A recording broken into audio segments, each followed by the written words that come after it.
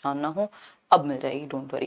Question number 1 देखिएगा एक बार, question number 1 देखिएगा। और जितने भी लोग परेशान हो रहे हैं कि बाकी सब्जेक्ट्स कब होंगे या क्या कहानी है, डोंट वरी, मतलब वो हो जाएगा, उतना सफिशिएंट समय भी है अपने पास और कोई दिक्कत नहीं है। वो मेरे दिमाग में प्लानिंग है, इतने आप प्रीवियस जो प्लेलिस्ट हैं, चाहे वो आपकी मैराथन की प्लेलिस्ट हो, इंग्लिश पेडागोजी की प्लेलिस्ट हो, हिंदी पेडागोजी की प्लेलिस्ट हो, चैनल पर ही वो देखिए, कर लेंगे, डोंट वरी, है ना। आ जाओ फटाफट से। एडोल्फ हिटलर वापस आ गए। सी ऑप्शन 77% लोग कह रहे हैं। चलिए क्वेश्चन पढ़ते हैं फटाफट से। Mathematical disorder in context of learning disability, यानी कि अधिगम अक्षमता के संदर्भ में गणितीय अधिगम अक्षमता क्या कहलाती है, यानी लर्निंग डिसेबिलिटी, जिसको एलडी कहते हैं। और ये जो लर्निंग डिसेबिलिटी है, इसको किसने दिया था, ये आप बताएंगे कमेंट करके, ये वीडियो जब आप देख लेंगे उसके बाद, ठीक है।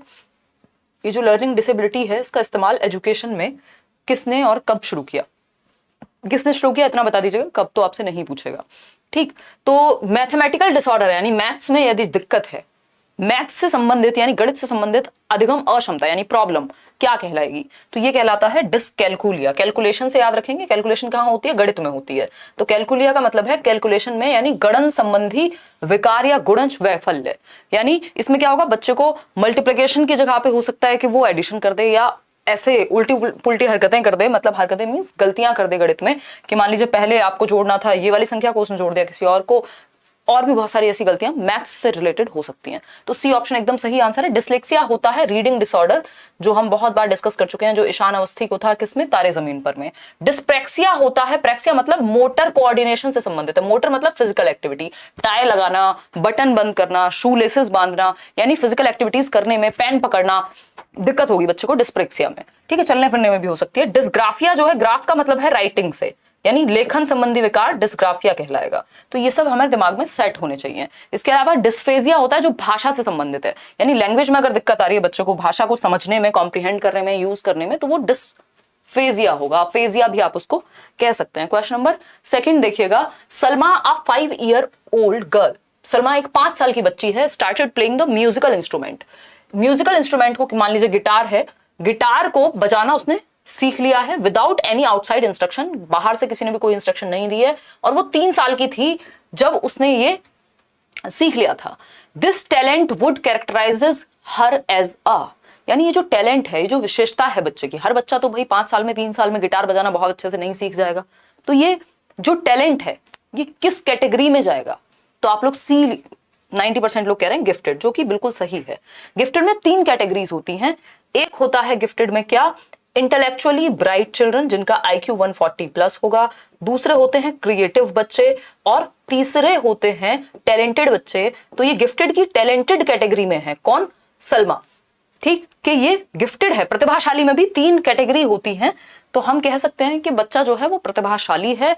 और क्यों, क्योंकि जो नॉर्मल एज से कुछ अलग करने की क्षमता है, कुछ डिफरेंट करने की क्षमता है। जब 15 साल के बच्चे 10वीं में पढ़ाई कर रहे थे तो सचिन तेंदुलकर खेलना शुरू कर चुके थे, तो ये एक तरह का टैलेंट है, गिफ्टेड है वो, ठीक। तो हम कहेंगे कि सलमा जो 5 साल की है, उसने म्यूजिकल इंस्ट्रूमेंट को बजाना शुरू कर दिया था 3 साल में, और आज की डेट में अच्छा बजाती है, दैट मीन्स वो टैलेंटेड है, प्रतिभाशाली है, गिफ्टेड बच्चा है, ठीक है। धीमी गति से सीखने वाला, IQ कम है, ऑटिस्टिक है, nothing.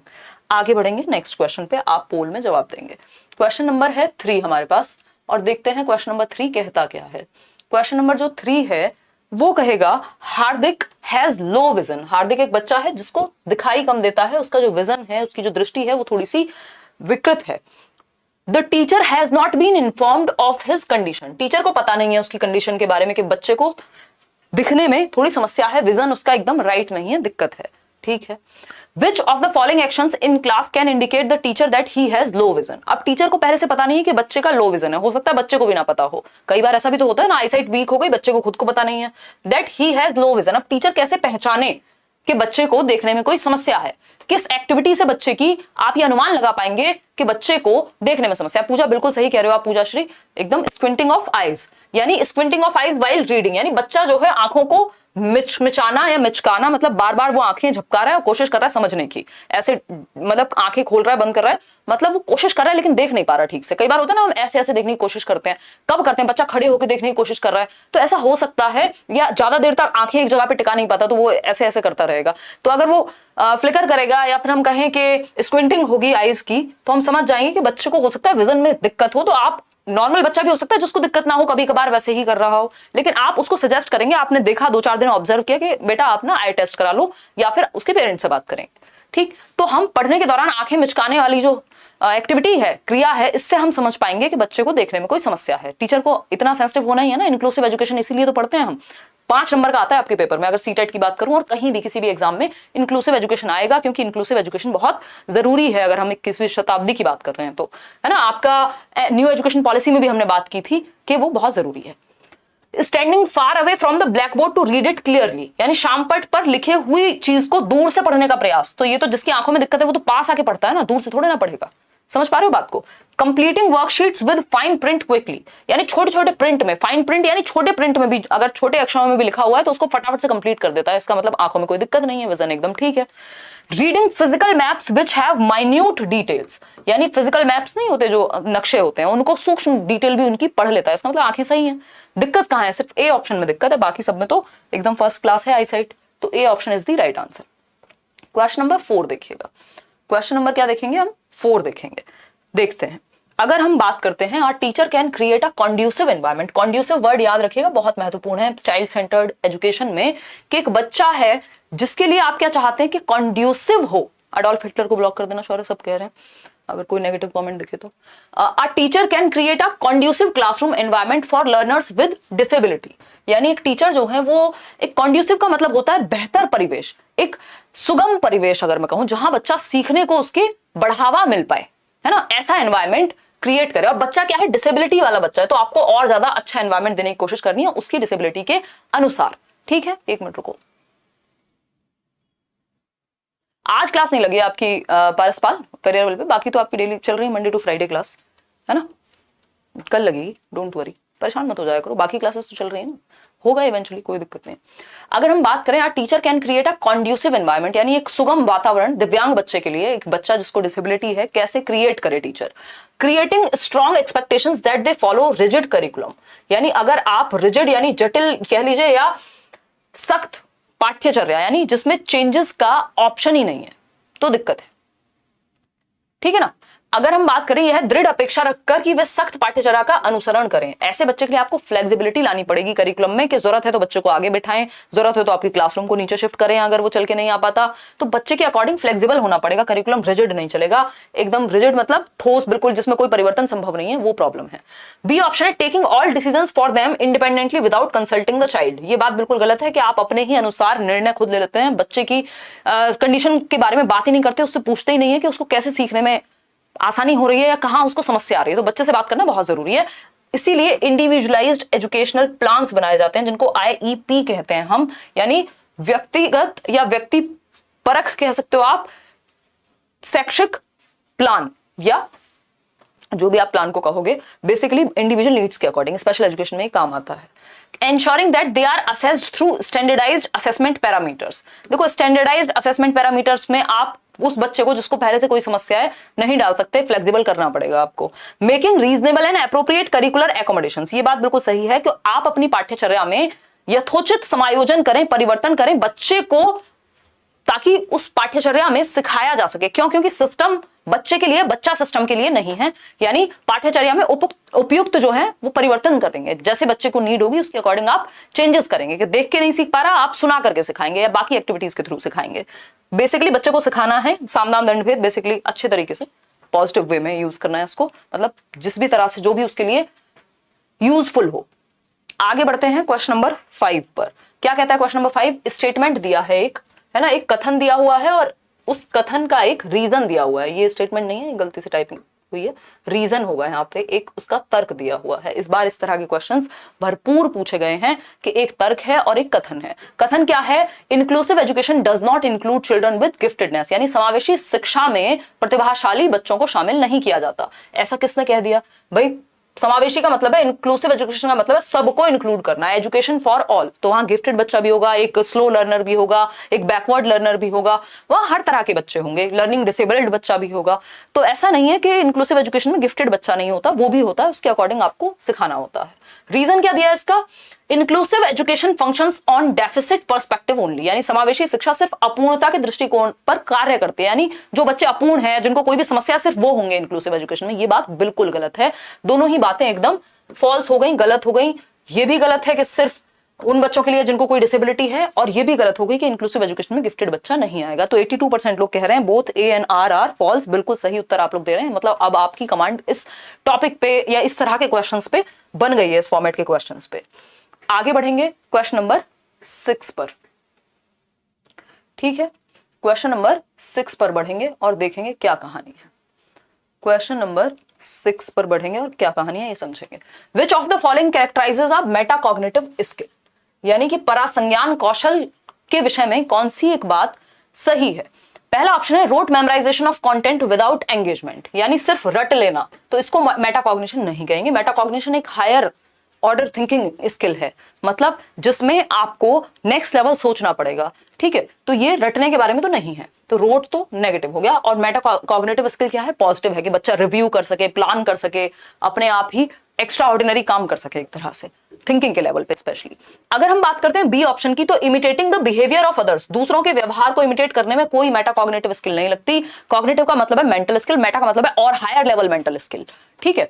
Thinking about one's own thinking process, ये बात सही लग रही है, सी ऑप्शन 81% लोग सही दे पा रहे हैं। इसका मतलब क्या हुआ? अपनी ही सोच, अपनी ही चिंतन की विधियों के विषय में सोचना, कि मैं सोचता कैसा हूं, कैसे हूं, इसको समझ पाना। Thinking about thinking, awareness about awareness. Describing the procedure of preparing a particular dish, एक डिश को कैसे बनाया जाता है, मैगी कैसे बनाते हैं 2 मिनट में, इसमें कोई मेटाकॉग्निटिव स्किल नहीं लग रही। सिंपल आपने जो रोट लर्निंग या एक तरह से आपके दिमाग में जो बैठी हुई चीज है उसको आप फटाफट प्रोसीजर में बता देंगे, तो रिकॉल का इस्तेमाल होगा, और रिकॉल मेटाकॉग्निशन में नहीं आता। रिव्यू करना, प्लान करना, thinking about thinking, awareness about awareness, ये सब मेटाकॉग्निशन में आते हैं। यानी कि परासंज्ञान की विधियों में आता है क्या, कि जब आप thinking about your own thinking, कि आप सोच कैसे रहे हैं। जब आप ओवर थिंकिंग में जाते हैं और आप अगर खुद को ही पकड़ लें कि आप कितना फालतू सोच रहे हैं, जो चीजें होने भी नहीं वाली जीवन में, आप उनके बारे में भी सोच ले रहे हैं, मतलब आप अपनी थिंकिंग के बारे में सोच पा रहे हैं। Thinking about your own thinking, ये मेटाकॉग्निशन है, कि आप नेक्स्ट लेवल जाकर के सोच पा रहे हैं, ठीक है। तो C option is the right answer over here. Metacognition पे एक वीडियो अलग से बनेगी। क्वेश्चन नंबर 7 देखिएगा एक बार। क्वेश्चन नंबर 7 देखिएगा। अ टीचर एनकरेजेस हिज और her students to make concept maps. Concept map समझते हैं हम, कॉन्सेप्ट को समझने के लिए आप फ्लो चार्ट्स का इस्तेमाल करते हैं, आप कुछ पॉइंट्स का इस्तेमाल कर सकते हैं, ताकि कॉन्सेप्ट जो है इजीली कॉम्प्रीहेंड हो जाए, समझ में आ जाए, ठीक है। उनको हम कॉन्सेप्ट मैप्स कहते हैं। आफ्टर टीचिंग अ टॉपिक, एक टॉपिक के बारे में, एक कॉन्सेप्ट के बारे में एक कॉन्सेप्ट मैप बनाने की बात हुई है, एनकरेज किया जाएगा, तो this would be helpful in, यानी कॉन्सेप्ट मैप्स जो है वो किस चीज में हेल्पफुल होते हैं, ये पूछा है हमसे। कॉन्सेप्ट मैप्स किस चीज में हेल्पफुल होते हैं, ये पूछा है हमसे। फटाफट से बताइएगा, फिर ही जाकर के हम बढ़ेंगे आगे, ठीक है। पोल आपको मिलेगा, शायद कुछ नेटवर्क का ग्लिच है। पहला ऑप्शन है कंडक्टिंग फॉर्मेटिव असेसमेंट, यानी रचनात्मक मूल्यांकन। रचनात्मक मूल्यांकन फीडबैक के लिए लिए जाते हैं, कोई एक्टिविटी कराई जाएगी जिससे पता लगे कि आप कैसे सीख पा रहे हैं। तो बिल्कुल कॉन्सेप्ट मैप से ये पता लग जाएगा, अगर आपने बच्चे को बनाने को कहा है, कि उसको कितना समझ में आया है जो टॉपिक आपने समझाया है, और कंस्ट्रक्टिवली समझ में कितना आया है, तो ये हम कहेंगे फॉर्मेटिव असेसमेंट हो जाएगा, सही बात है। Testing the capability of students to summarise the main points, भाई आपने प्याजे पढ़ा और उसको एक पेज में समराइज कर लिया, कॉन्सेप्ट मैप बना लिया उसका, बिल्कुल सही बात है, इससे ये भी हम जांच पाएंगे। Developing rubrics to evaluate the level of the students. Rubrics होता है एक तरह का पैमाना, कि आपने एक रूब्रिक, एक स्टैंडर्ड सेट को इवैल्यूएट किया, कैसे बच्चे सीख पा रहे हैं इस चीज के बारे में, यानी विद्यार्थियों की उपलब्धि का मूल्यांकन हेतु रूब्रिकों का विकास करना। मतलब कि एक पैमाना क्या होगा, एक स्टैंडर्ड स्केल क्या होगा, जिसपे आप जज कर पाएंगे कि बच्चे सीख कैसे रहे हैं। बिल्कुल सही बात है, आपको पता लगेगा ये कॉन्सेप्ट मैप देख करके। Testing the artistic ability of students, यहां आर्टिस्टिक एबिलिटी, कितना सुंदर मैप बनाया है, इस पे फोकस नहीं रहता, कितना काम का है वो मैप, सारे पॉइंट्स इंक्लूड हुए हैं या नहीं, बच्चे को समझ में आया है टॉपिक के नहीं आया है, ये देखना उद्देश्य है, ना कि कितना सुंदर बनाया है, ठीक है। एक बच्चा हो सकता है जिसकी राइटिंग या ड्राइंग बिल्कुल अच्छी भी ना हो, तब भी वो बहुत अच्छे कॉन्सेप्ट मैप बना के चीजों को दिमाग में रख पाता हो, ठीक है। तो इसका आर्टिस्टिक एबिलिटी से कोई नाता नहीं है। चलिए, अगर हम बात करें तो फर्स्ट, सेकंड, थर्ड सही है और फोर्थ गलत है, तो फोर्थ तो जहां भी आएगा वो सब गलत हो गए, तो तीनों ऑप्शन में फोर्थ था, हटा दिया, सिर्फ एक ही ऑप्शन सही है जो कि है ए ऑप्शन। 50% लोग सही उत्तर दे पा रहे हैं, बाकी लोग अभी भी कंफ्यूज हैं। आगे बढ़ेंगे क्वेश्चन नंबर 8 पर। प्राइमरी स्कूल्स की बात हो रही है, प्राथमिक विद्यालयों की बात हो रही है। Primary school children learn most effectively in an atmosphere where. अब सोचो ये पेपर 2 में आया हुआ क्वेश्चन है और आपसे प्राथमिक बच्चे के बारे में पूछ रहा है, तो ये मत सोचिए कि पेपर 2 में अलग से कोई क्वेश्चन आते हैं। सिलेबस सेम है, लेवल सेम रहता है, थोड़ा बहुत वो भी 0.1% का अंतर अगर आपको देखने को मिलेगा, कहीं देखने को मिला तो, नहीं तो सेम पूल ऑफ क्वेश्चंस तैयार किए जाते हैं पेपर 1 पेपर 2 के लिए यहाँ सीटेट में स्पेशली, और उन्हीं में से आपको क्वेश्चन मिलते हैं यदि सेम सब्जेक्ट है तो। ठीक है ना, कर सकते हो गगनप्रीत नेट एग्जाम के लिए, जो आपके काम के टॉपिक्स हो उनको आप यहां से देख लीजिए। न्यू बैच तो चल रहा है अभी, तो वही चलेगा। पेडागोजी स्पेशल तो पता नहीं कब आएगा, बट सीटेट बैचेस में भी हैं, जो भी बैचेस, कुछ बैचेस आए हुए हैं आप चेक कर सकते हैं करियर पे, आपको इंफॉर्मेशन के लिए।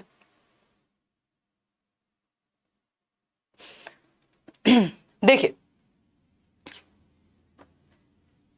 क्लियर है इतनी बात, चलो समझने का प्रयास करते हैं। डी ऑप्शन 86% लोग डी ऑप्शन कह रहे हैं। हमने 3 बार सीटेट दिया है, 2-3 नंबर से रह जा रहा है, फिर भी क्यों रह जा रहा है, आखिर क्या करें। दीप्ति अभी स्ट्रेटजी कुछ दिन, मैं बस इंतजार कर रही हूँ कि नोटिफिकेशन एक डिटेल्ड आ जाए सीटेट का, तो बहुत ही एक्टिवली हम यूट्यूब पे काम शुरू कर देंगे। बैचेस शुरू हो चुके हैं, क्लासेस चल रही हैं, यहाँ पे भी ये वाली क्लास आप इतने अटेंड कीजिए, इतने प्रीवियस स्ट्रेटजी और प्लेलिस्ट देखिए। गलती वो 2-3 नंबर में कमी नहीं है, आपको नंबर ज्यादा लाने हैं, है ना, आपको 90 नंबर नहीं लाने, आपको 100, 110, 120 नंबर लेके आने हैं, तब जाके बात बनेगी। अगर हम बात करें तो प्राइमरी स्कूल चिल्ड्रन सबसे बेहतर तरीके से किस वातावरण में सीखेंगे। प्राइमरी का बच्चा यानी 6 से 11 वर्ष का बच्चा है, तो 6 से 11 वर्ष के बच्चे को अगर आप इमोशनली सेफ फील कराएंगे कि वो बाकी लोगों में, भाई वो घर से निकल के आया है, घर में तो उसको अच्छा लगता था, तो वो स्कूल में भी उतना ही कंफर्टेबल एनवायरमेंट अगर उसको मिलेगा तब वो सीख पाएगा, नहीं तो वो डर जाएगा। ठीक, तो डी ऑप्शन कह रहे हैं 86% लोग, चलो मान लेते हैं, बाकी के ऑप्शन पहले चेक करेंगे। The teacher is authoritarian and always dictates what should be done. देखो अथॉरिटेरियन टीचर अच्छा नहीं होता, अथॉरिटेटिव या डेमोक्रेटिक चलेगा। टीचर जो है वो डेमोक्रेटिक बेस्ट है और पेरेंट्स जो है वो अथॉरिटेटिव बेस्ट है। देखिए यहाँ पे लिख लीजिएगा, इस बार क्वेश्चन बहुत पूछे गए इसके रिगार्डिंग। अगर हम पेरेंटिंग और टीचिंग स्टाइल की बात करें तो पेरेंटिंग एंड टीचिंग स्टाइल, ये मैंने कहीं ना कहीं तो डिस्कस किया होगा आपके साथ प्रीवियस क्वेश्चंस में भी, अलग से भी एक वीडियो बना देंगे। पेरेंटिंग एंड टीचिंग स्टाइल, तो अगर हम बात करते हैं पेरेंटिंग स्टाइल कौन सी बेस्ट है, वो है डेमोक्रेटिक, सॉरी अथॉरिटेटिव। अथॉरिटेटिव क्यों? अथॉरिटेटिव का मतलब ये नहीं पेरेंट्स का, वो अथॉरिटेरियन होता है, जो हिटलर शाही है वो अथॉरिटेरियन है, अधिनायकवादी, ये डिफरेंट है। अथॉरिटेटिव का मतलब है कि जो बच्चे के पेरेंट्स हैं वो कंट्रोल भी रखते हैं बच्चे पे, डिसिप्लिन भी है, और क्या है, केयर भी है, प्यार भी है। ठीक है, क्योंकि अगर बिल्कुल कंट्रोल नहीं होगा या बिल्कुल डिसिप्लिन नहीं होगा तो बच्चा खतरनाक दिशा में जा सकता है, और केयर भी है, यानी ऐसा भी नहीं है कि बिल्कुल प्यार नहीं दिया जा रहा। तो क्योंकि यहाँ पे कंट्रोल भी हाई होता है और केयर भी हाई होती है, तो अथॉरिटेटिव बेस्ट है कि बच्चे के साथ डिस्कशन करके एक रूल सेट किया जाएगा। टीचिंग स्टाइल कौन सी बेस्ट है? टीचिंग स्टाइल बेस्ट है आपकी डेमोक्रेटिक। डेमोक्रेटिक क्योंकि टीचर तो कितनी बार बच्चे को गले से लगा पाएगा, तो इसलिए अथॉरिटेटिव से बेहतर है डेमोक्रेटिक, लोकतांत्रिक। जैसे हमारा जो देश है वो लोकतांत्रिक देश है, तो उसी तरह से डेमोक्रेटिक मतलब जहां बच्चों को फ्रीडम, जहां सबको अपनी बात कहने की आजादी हो और उसके अनुसार मेथड्स चूज किए जाएं कि बच्चे की नीड क्या है। तो as per children's need freedom हो, बच्चे की नीड को ध्यान में रखा जाए और थोड़ा बहुत कंट्रोल। ठीक है, तो टीचिंग स्टाइल बेस्ट है डेमोक्रेटिक, पेरेंटिंग स्टाइल बेस्ट है अथॉरिटेटिव। ये छोटी सी बात है जो हम याद रखेंगे। ठीक, आते हैं अथॉरिटेरियन बेस्ट नहीं है, क्योंकि ये तो हिटलर शाही हो गई कि बस टीचर के अनुसार ही चलें चीजें, वो खराब हो जाएगा, फिर वो बच्चे के लिए भयावह हो जाएगा। The teacher leads all the learning and students are expected to be passive. बच्चे पैसिव नहीं हो सकते, बच्चों को आपको सक्रिय रखना है, यानी एक्टिव रखना है, निष्क्रिय नहीं रखना। ठीक है ना। फिर आता है C option, where the main stress is on mastery of reading skills and achievement of marks. यानी सिर्फ जो पूरा फोकस है वो ये है कि बच्चों का जो पठन कौशल है या वो बेहतर हो जाए और वो नंबर अच्छे लेके आए। तो ये बिल्कुल भी अच्छा तरीका नहीं होगा। बेस्ट एनवायरमेंट है where the socio emotional needs for the children are taken care of. जहां विद्यार्थियों की सामाजिक संवेगात्मक आवश्यकताओं की पूर्ति होती हो, जहां उसे एक्सेप्टेड फील कराया जाता हो, जिस क्लासरूम में टीचर भी प्यार से बात करे, मतलब वो सेफ फील करे उस एनवायरमेंट में, तो वो कॉन्ड्यूसिव एनवायरमेंट होगा, वो सुगम वातावरण होगा बच्चे के सीखने के लिए। क्वेश्चन नंबर 9 देखिएगा एक बार। क्वेश्चन नंबर 9 देखिएगा। अगर हम बात करते हैं क्वेश्चन नंबर 9 की, तो dash is an example of effective classroom practice. यानी कौन सा जो है एक उदाहरण है प्रभावशाली कक्ष का, यानी एक क्लासरूम जो बेस्ट होगा उसका एग्जाम्पल इन 4 ऑप्शंस में से कौन सा होगा। अगर सेशन पसंद आ रहा हो तो लाइक करना बिल्कुल भी ना भूलें, और अपनी बात आप कमेंट्स में भी कह सकते हैं। कोई भी आपको लगता हो कि यार किसी टॉपिक पे वीडियो बनाना है या कुछ है, मैं कोशिश करूंगी कि वीडियो आपके सामने प्रेजेंट किया जाए। और अभी जो डिस्कशन चल रहा है वो तो चल ही रहा है ना। कैसे पास होगा सीटेट, ऐसे चुटकियों में, मजाक नहीं, बहुत सीरियसली। जितने वीडियोस अब से और सीटेट तक आ रहे हैं ना, सिर्फ उतने भी देख लोगे या प्रीवियस 5 मैराथन भी देख लोगे तो भी पास हो जाएगा। सीटेट उतना बड़ी टेंशन वाला एग्जाम नहीं है। हम गलत तरीके से पढ़ते हैं इसलिए 70% 80% लोग फेल होते हैं। अगर हम बात करते हैं डी ऑप्शन की तो 91%, यानी कोलैबोरेटिव लर्निंग, सहयोगात्मक अधिगम जो है वो बेस्ट एग्जांपल है। इफेक्टिव मतलब जहां पे सबसे अच्छे तरीके से प्रभावशाली ढंग से लर्निंग होती होगी। कोलैबोरेटिव का मतलब क्या है, सब कोऑपरेट करके, सहयोग करके, एक दूसरे की सहायता से या सहयोग से सीख रहे हैं, जहां एक दूसरे की हेल्प कर रहे हैं बच्चे, ग्रुप्स बना बना करके और डिस्कशन कर रहे हैं, तो वो बेस्ट हो गया।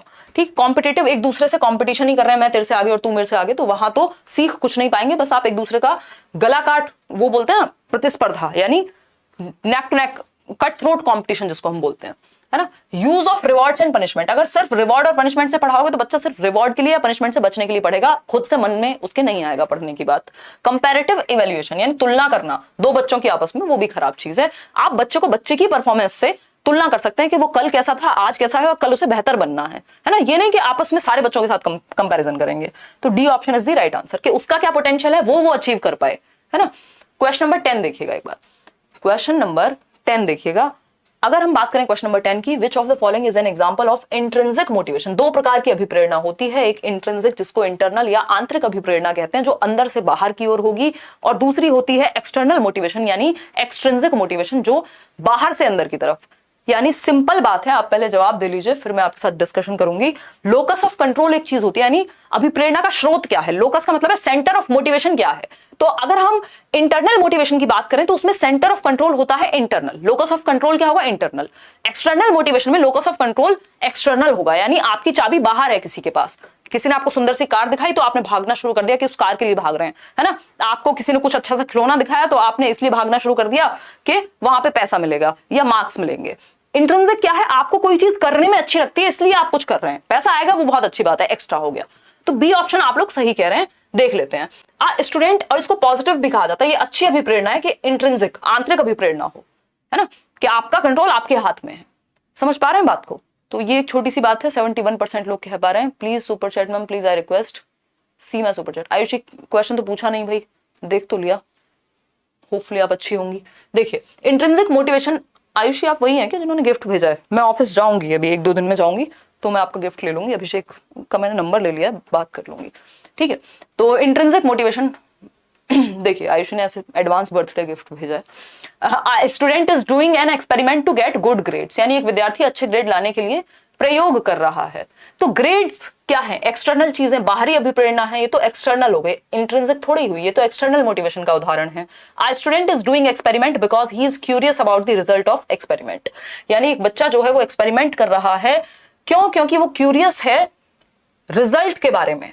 बिल्कुल सही बात है, एक विद्यार्थी इसलिए प्रयोग कर रहा है या कर रही है क्योंकि उसे प्रयोग का परिणाम जानने की उत्सुकता है, कि भाई मैं देखूं तो सही इसमें है क्या, क्या निकल के आएगा, क्या सीखने को मिलेगा, है ना। अभी मैंने कुछ दिन पहले एक छोटी सी वीडियो बनाई थी, आपको याद होगा शायद, एक गाना था और उसके पीछे की हम डिफेंस मैकेनिज्म डिस्कस कर रहे हैं उसमें। तो वो मेरे लिए क्या हुआ, एक तरह का एक्सपेरिमेंट हुआ। मुझे कुछ ना तो उससे एक भी पैसा कमाना है, कुछ जिस चैनल पे वो गई है, हिमांशु सिंह पे गई है, कोई उससे कुछ नहीं है, इंस्टाग्राम से कुछ भी मेरे को अर्न करना नहीं होता। तो उस केस में क्या है कि वो जस्ट एक एक्सपेरिमेंट है। मैंने कहा चलो यार डेली लाइफ में साइकोलॉजी डिस्कशन की बात करते हैं, तो वो एक एक्सपेरिमेंट है। मैं क्यूरियस किस में हूं, मेरी क्यूरियोसिटी इस बात में है कि करके देखते हैं लोगों को पसंद आएगा क्या, है ना। तो आप लोगों को बहुत पसंद आया, कई लोग बोल रहे हैं इस तरह की और वीडियोस लाओ। अब फुर्सत मिलती नहीं तो मेरे दिमाग में है कुछ वीडियोस आएंगी उस तरह की शॉर्ट वीडियोस, ठीक।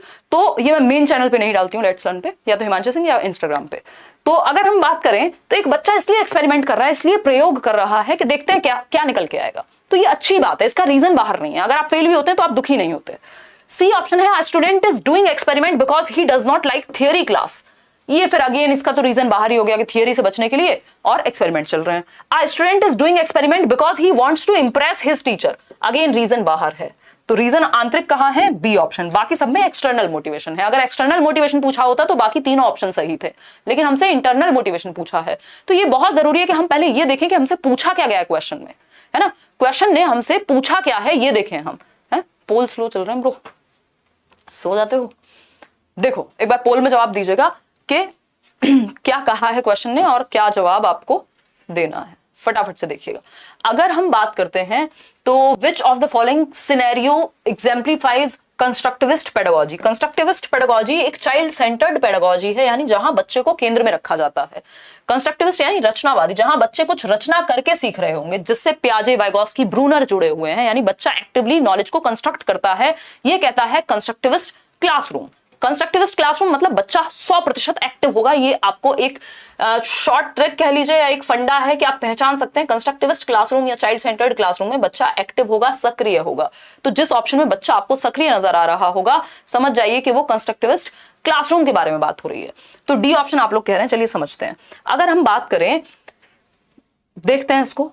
A teacher presents his students with a contemporary issue on which they discuss and debate। यानी अध्यापक अपने विद्यार्थियों को समकालीन मुद्दों पर चर्चा और वाद विवाद करने के लिए कहता है। यानी बात हो रही है कि भाई अग्निवीर के बारे में आप क्या सोचते हैं, इस पर डिस्कशन हो रहा है, मान लो, है ना। ये तो पॉलिटिकल बात भी हो सकती है, कोई और मुद्दा हो सकता है कि एनवायरमेंट में पॉल्यूशन इतना बढ़ रहा है तो हमें क्या करना चाहिए। समकालीन मतलब जो इश्यूज चल रहे हैं समाज में उस समय पे, तो इस बारे में बात हो रही है, डिस्कशन हो रहा है। यानी बच्चे जो हैं एक्टिव हैं। एक व्यक्ति होगा जो कहेगा ये बिल्कुल सही है, और क्यों सही है फिर उसको बताना पड़ेगा उस बच्चे को। दूसरा कहेगा नहीं ये गलत है क्योंकि इसमें ये पॉइंट्स हैं। तो सब एक दूसरे से सीखेंगे, है ना, सब एक दूसरे से सीखेंगे। तो D option is the right answer. Students listen to the teacher and take notes on the content covered. अब इसमें बच्चा पैसिव है, सक्रिय नहीं है, निष्क्रिय है। वो एक्टिवली नॉलेज को कंस्ट्रक्ट नहीं कर रहा, बल्कि जो टीचर ने कहा है उसको मान लिया है उसने। Students repeat aloud long passages to memorise them. रटने या याद करने का मतलब भी क्या हो गया, पैसिव है, बच्चा एक्टिव नहीं है, निष्क्रिय है। Students learn the material in their text books and take test covering the content. यानी सिर्फ रट्टे लगा रहे हैं जो बुक में दिया हुआ है उसके बारे में, तो ये भी पैसिव है। तो सिर्फ एक ही ऑप्शन है जो कंस्ट्रक्टिविस्ट अप्रोच की बात करेगा, वो है डी ऑप्शन। आगे बढ़ेंगे नेक्स्ट क्वेश्चन पे। क्वेश्चन नंबर है 12। देखिएगा एक बार, क्वेश्चन नंबर 12 को पढ़िएगा और जवाब दीजिएगा। आपके सामने है क्वेश्चन नंबर 12। ठीक है, इतनी बात क्लियर है। चलिए क्वेश्चन नंबर 12 के बारे में जवाब दीजिएगा, फिर हम आगे बढ़ेंगे।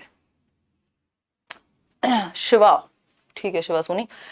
Which of the following attitude is best suited to positive group dynamics within the classroom। यानी एक ग्रुप के जो डायनामिक है, माहौल है, वो पॉजिटिव रहे क्लासरूम में। कौन सा एक एटीट्यूड बेहतर होगा इस बारे में जहां पॉजिटिव लर्निंग हो रही होगी। मैम पटना में शिक्षक अभ्यर्थियों को बहुत मारा गया। रोशन, मैं एक बार चेक करूंगी इस पे और फिर आपके साथ मतलब डिस्कशन करूंगी। मैं एक बार देखूंगी, अगर ऐसा हुआ है तो बिल्कुल गलत है।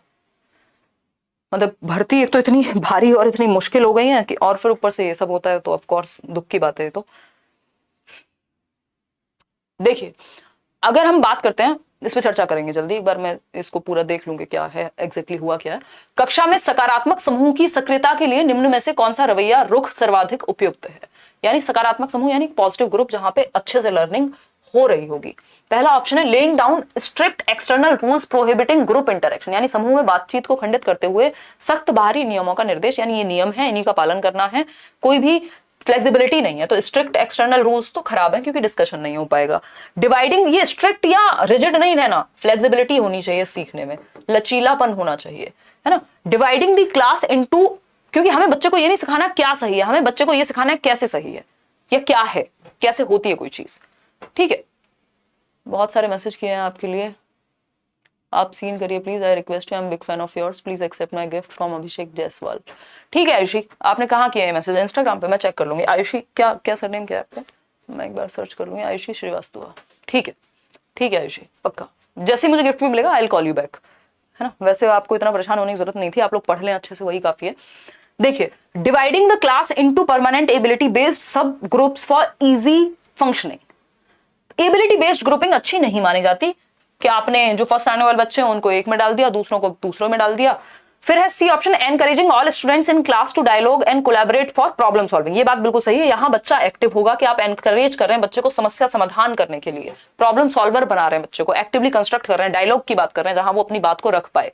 डी ऑप्शन है encouraging competition between groups to enhance performance. यानी प्रदर्शन में वृद्धि के लिए समूह में प्रतिस्पर्धा, कॉम्पिटिशन आप क्रिएट करा रहे हैं, वो भी गड़बड़ है।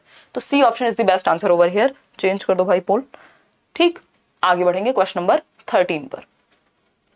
क्वेश्चन नंबर 13 पढ़िएगा जरा। और फिर जवाब दीजिएगा। बड़ा सा क्वेश्चन है, लेंदी क्वेश्चंस होते हैं पेडागोजी में कई बार। अगर आपकी प्रैक्टिस बहुत अच्छी होगी ना, आपको क्वेश्चन इजी लगने लगे ना जब, तो समझ जाओ कि कहानी ऐसी है कि आपकी प्रैक्टिस ठीक ठीक हो रही है ना। क्योंकि पेडागोजी में लेंदी क्वेश्चंस होते हैं, तो अगर आपने बहुत ओवर प्रैक्टिस नहीं की होगी तो आप पेपर में अटक जाएंगे, क्योंकि आप ज्यादा टाइम ले लेंगे पढ़ने में, और टाइम हमारे पास इतना भी नहीं है कि हम सो जाएं पेपर में, है ना। टाइम ठीक ठाक है सीटेट में अगर मैं बात करूं तो, बट ओवर टाइम नहीं है कि मतलब आप नींद ले लें एक, वो खराब बात हो जाएगी, है ना। जनरल सभी के लिए, कुछ कुछ लोग होते हैं जो बहुत जल्दी निपटा लेते हैं पेपर, अब उनकी तो बात ही फिर अलग हो गई ना। चलिए अगर हम बात करते हैं, सी कह रहे हैं 49% लोग, चलिए समझते हैं। अब metaphor of jug and the mug, एक मेटाफर है कुंभकार और कुंभ, is often used to depict how traditional education views teacher as a big jug pouring knowledge into the mind of a student depicted by a smaller mug. This kind of understanding is problematic because, ये मैंने आपको जब भी child centred education का topic समझाया होगा, even YouTube पे भी आपने अगर प्रीवियस वीडियो मेरी देखी होंगी 2019 वाली, या जब भी ये डिस्कस किया होगा, तो मैंने आपके सामने एक उदाहरण प्रस्तुत किया होगा जिसमें आप ये देखते हैं कि एक बड़ा सा जग है जिससे नॉलेज पोर हो रही है एक छोटे से जग में, तो कहा जाता था कि भैया ये तो टीचर है और ये स्टूडेंट है या लर्नर है, जिसके दिमाग में, लर्नर तो चलो हम यूज करते हैं पॉजिटिव वर्ड लेट्स लर्न पे, है ना। तो अगर हम बात करें तो ये ज्यादा नॉलेज है और ये खाली है, खाली बर्तन है, उसमें नॉलेज को भरा जा रहा है, इस बर्तन से नॉलेज इधर जा रही है। तो ये जो है ये प्रॉब्लमेटिक है, क्यों? क्योंकि यहाँ पे टीचर को सुपीरियर मान लिया गया है ना। तो ये कहानी यहाँ प्रॉब्लमेटिक है, क्यों? क्योंकि हम तो क्या चाहते हैं, हम ये नहीं चाहते बच्चे में भरा जाए ज्ञान, बच्चा नॉलेज को कंस्ट्रक्ट करे, डिस्कशंस में एक्टिव होकर के, हम ये चाहते हैं कि टीचर एक जगह ना बैठा रहे, ग्रुप्स में सीखे बच्चा, लर्निंग बाय डूइंग हो। तो ये जग एंड द मग खराब है स्थिति, कि ये तो मान लीजिए जग है और ये छोटा सा मग है बच्चा, तो ये गड़बड़ है। क्यों? क्योंकि ये चाइल्ड सेंटर्ड अप्रोच नहीं है, ये टीचर सेंटर्ड अप्रोच हो गई, है ना, जग एंड द मग। ठीक है इतनी बात। अगर हम बात करते हैं तो a metaphor of jug and the mug is often used to depict how traditional education क्या है, जहां बच्चा सेंटर में नहीं है। तो आपको बच्चे को सेंटर में लाना है, उसके अनुभव को सेंटर में लेके आना है, बच्चे को एक पौधे की तरह देखना है जो फलेगा फूलेगा अगर आप उसको सही टाइम पे खाद दे रहे हैं, सही एनवायरमेंट दे रहे हैं, सही एजुकेशन दे रहे हैं। तो 68% लोग ए कह रहे हैं। चलिए समझते हैं। Students carry valuable experiences with them and learning is constructed with their active participation with teacher and peers. यानी ये इसलिए प्रॉब्लमेटिक है क्योंकि विद्यार्थियों के महत्वपूर्ण अनुभव होते हैं और अधिगम का निर्णय उनकी शिक्षक एवं समकालीन साथियों के साथ सक्रिय भागीदारी से होता है। यानी बच्चे के अनुभव को आप बिल्कुल जीरो नहीं मान सकते कि उसने भी तो जीवन का कोई अनुभव उसका भी तो रहा होगा। अगर आप सिर्फ ये सोचेंगे कि आप एक बड़ा सा जग है, बाल्टी है, पतीला है और बच्चा एक छोटा सा मग है और उसमें आप कुछ भर रहे हैं, तो इसका मतलब आपने बच्चे के अनुभव को जीरो कर दिया कि उसको तो कुछ पता ही नहीं है, ये मान लिया आपने। जबकि वो भी दुनिया में रहता है, उसका भी अपना एक अनुभव होगा। तो आपको चर्चा में लेके आना है, एक्टिविटी करानी है, उसके अनुभवों को भी इंक्लूड करना है, कंस्ट्रक्ट करना है नॉलेज को एक्टिवली, ना कि बच्चे में भरना है पैसिवली। क्योंकि जब बच्चा एक्टिवली इन्वॉल्व होगा, ग्रुप में पार्टिसिपेशन लेगा, तो वो एक्टिव होगा। लेकिन जब आप भर रहे हैं बच्चे में ज्ञान, सब कुछ आप ही बता दे रहे हैं, उसको एक्टिविटी करने का मौका नहीं दे रहे हैं, तब क्या होगा, वो पैसिव हो जाएगा। तो ए ऑप्शन सही लग रहा है, बिल्कुल कोई इसमें दिक्कत नहीं है। बी ऑप्शन है students are naive and they can't learn anything without the teacher. ये बात बिल्कुल गलत है कि बच्चे तो भोले होते हैं, मूर्ख होते हैं, नाइव हैं, बेचारे नौसिखिए हैं, है ना, और उनको तो कुछ पता ही नहीं है, बिना टीचर के सीख ही नहीं पाएंगे। तो जो लोग स्कूल नहीं जाते, जिनको कभी टीचर्स नहीं मिले, तो उन्होंने क्या कभी कुछ सीखा ही नहीं है? नहीं, जीवन से सीखते हैं आप। तो ये बात पूरी तरह से सही नहीं है।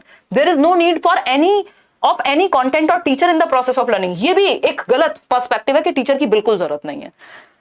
अगर होम स्कूलिंग एक कॉन्सेप्ट होता है कि होम स्कूल किया जाए लोगों को, मतलब घर पे ही आप सिखा रहे हैं, तो वो पेरेंट्स फिर वहां टीचर का काम कर रहे हैं।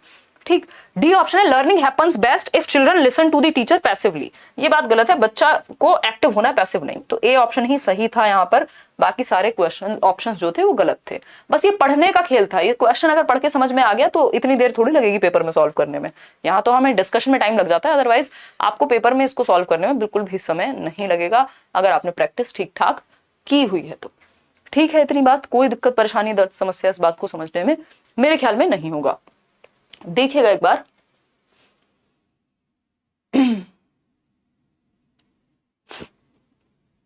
हाँ सीटेट एग्जाम अब ऑनलाइन हो गया, पहले ऑफलाइन हुआ करता था। डी ऑप्शन कह रहे हैं 46% लोग। देखो errors in children's work, errors पे एक क्वेश्चन जरूर आएगा, यानी बच्चों के कार्य में त्रुटियों को कैसे देखा जाएगा। यानी बच्चे जो गलतियां करते हैं, अब कोई भी सीखेगा तो गलती तो होगी, ऐसा तो नहीं हो सकता कभी किसी से कोई गलती ना हुई हो या ना हो आगे फ्यूचर में। ठीक। तो कंफर्म्स देयर इंटेलेक्चुअल इंफीरियोरिटी, यानी उनमें दिमाग की कमी है, बिल्कुल गलत बात। Definitely confirms the lack of preparedness on part of teacher, कि टीचर की प्रिपेयर्डनेस में गलती है। ऐसा भी जरूरी नहीं है भाई सब कुछ सही होने पे भी गलती कर सकता है बच्चा। Should be ignored by the teacher, ignore करेंगे तो फिर क्या होगा, उससे उससे लर्निंग तो हो नहीं पाएगी। तो should be thoroughly analysed by the teacher and discussed with children, यानी शिक्षक द्वारा पूर्णतया विश्लेषित या विश्लेषण कर बच्चों से विचार विमर्श किया जाए, कि विश्लेषण किया कि आपने इस कॉन्सेप्ट को ऐसे समझ लिया था, इसको ऐसे समझना था। एनालिसिस, टुकड़ों में तोड़ के देखा, उसको समझा आपने डिटेल में बच्चे की गलती को, और फिर डिस्कस किया बच्चे के साथ, तो वो ठीक होने की संभावना बढ़ जाएगी। क्वेश्चन नंबर 15 देखिएगा, आज के लिए आखिरी सवाल है। क्वेश्चन नंबर 15 क्या कहता है समझते हैं। अगर हम बात करें क्वेश्चन नंबर 15 की, विच of the following can enhance critical thinking, यानी आलोचनात्मक चिंतन की जब हम बात कर रहे हैं मिडिल स्कूल स्टूडेंट्स में, तो कौन सी एक प्रक्रिया बेहतर होगी। क्रिटिकल थिंकिंग यानी सभी एस्पेक्ट्स में आलोचनात्मक दृष्टि से भी देखना, किसी चीज को जस्ट मान ना लेना, उसके सारे पहलू देखना, कि कोई बात कही जा रही है तो उसमें कितना सच है, क्या उसमें सही इंफॉर्मेशन क्या है, क्या गलत हो सकता है, क्या ओपिनियन है, क्या फैक्ट है, यानी एक चीज को हर दृष्टि से देख पाना। तो अगर हम क्रिटिकल थिंकिंग की बात करें मिडिल स्कूल बच्चों में, यानी वही लेटर चाइल्डहुड वाले बच्चों में, 6 से 12 वर्ष के बच्चों में, asking students to read the text book on their own and avoid discussion with peers. देखो खुद से पढ़ना अच्छी बात थी, बट अवॉइड क्यों करोगे, डिस्कशन तो होना चाहिए। अगर बच्चे ने कुछ पढ़ा है तो बच्चे आपस में डिस्कशन करें, कोई दिक्कत नहीं है इसमें। Asking students to discuss topics in groups and come up with questions, यानी विद्यार्थियों को किसी भी विषय पर चर्चा करने के लिए कहना और सवाल पूछना। ये तो बहुत अच्छी बात है, क्रिटिकल थिंकिंग इससे डेवलप होगी कि बच्चा जब कोई चीज पढ़ेगा तो जस्ट उसको मान नहीं लेगा, वो सोचेगा कि अच्छा उस टाइम पे ऐसा क्यों नहीं किया गांधी जी ने, या ये किया तो ये भी तो किया जा सकता था। अब इस पे उसका दिमाग एक्टिव हो गया, है ना। अगर हम बात करते हैं नेक्स्ट क्वेश्चन ऑप्शन की, तो presentation by the teacher using lecture method. Lecture method थोड़ा बोरिंग हो जाता है, पैसिव हो जाते हैं बच्चे, यहाँ पे निष्क्रिय हो जाते हैं और टीचर ही बोलता रहता है पूरे time. Giving students homework to write, ये बड़ी क्लासेस के लिए ठीक है, छोटे बच्चों के लिए ठीक नहीं है। Giving students homework to write the answers to recall the questions. Recall का मतलब है जो रट्टा लगाया है उसको बता दो, किसी का नंबर आपको याद हो और आप फटाफट से रिकॉल करके बता दें, तो इसमें कोई क्रिएटिविटी तो लगी नहीं है बच्चे की। तो ए ऑप्शन ही एकमात्र सही उत्तर है, sorry B option is the right answer, A भी नहीं है, अवॉइड नहीं कर सकते। तो ये था आज का डिस्कशन। होपफुली आज का सेशन आपको पसंद आया होगा। पसंद आया हो तो लाइक शेयर सब्सक्राइब आप कर दीजिएगा। हम 5,500 लोग जुड़े हुए हैं और सिर्फ 3100 लोगों ने लाइक किया है, यानी बाकी लोग भूल गए या उनको पसंद कम आया, बट फिर भी उन्होंने देखा। हम बहुत आभारी हैं आपके, है ना। खैर ये छोटी छोटी बातें हैं जो चलती रहनी चाहिए। इसके अलावा ये टेलीग्राम चैनल पे PDF आपको मिल जाएगा, और बाकी भी और उन कांस्टेंट पढ़ाई की करते रहिए, कोई ऐसी दिक्कत वाली बात नहीं है। आउट ऑफ 15 आपके